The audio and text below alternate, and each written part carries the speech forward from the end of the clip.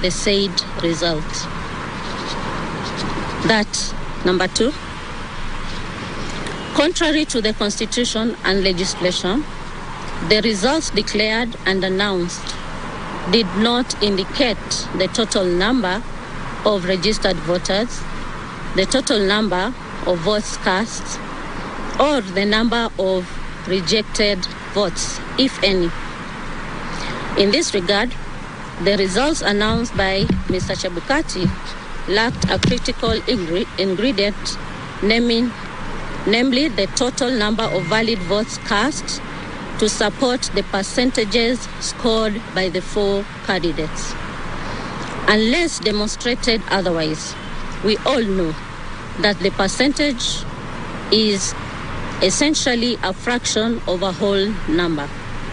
Hence, if, for example, the 7.17 million valid votes cast in favor of the winning candidate, as declared and announced by Mr. Chebukati, translates to 50.49%, then it was 50.49 of what? Further, take notice that Mr. Chebukati claimed that Raila Odinga attained 25% of votes in 34 counties, while William Ruto attained 25% in 39 counties. The question is, which figures in the 34 and 39 counties respectively constituted the independent variable to warrant the conclusion of 25% in 34 counties and 25% in the 39 counties for Raila and Ruto respectively?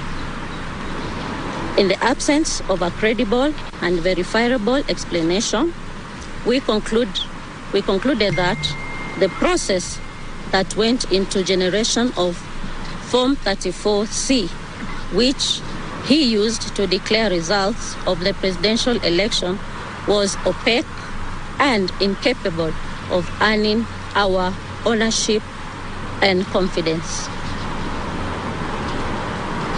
Number 3, guided by the authority of Maina Kiai case, petition number 106 of 2016, as upheld by the Court of Appeal in Civil Appeal number 105 of 2017 and affirmed by the Supreme Court of Kenya, we state categorically that the results of the presidential election held in August 9, 2022, declared and announced by Mr. Wafula Chebukati on August 15, 2022, belonged to himself and do not represent the declaration and announcement by Independent Electoral and Boundaries Commission. The Commission has to process the results before they are declared and announced by the chairperson. For the avoidance of doubt, let me quote the Maina Kiai case.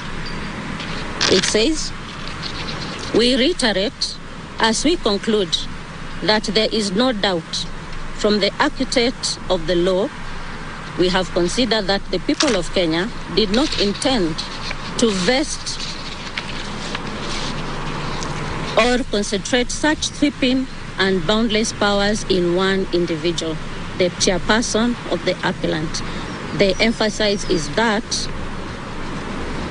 the Commission's chairperson has conducted the election as though he is the National Returning Officer, a non-existent role, and his role in declaring results that were not approved by plenary by all 7 commissioners renders the results unconstitutional to the extent that this is his own results as opposed to those of Iebc. In keeping to Article 138(2) of the Constitution, there is no national presidential election in Kenya, but rather the presidential election is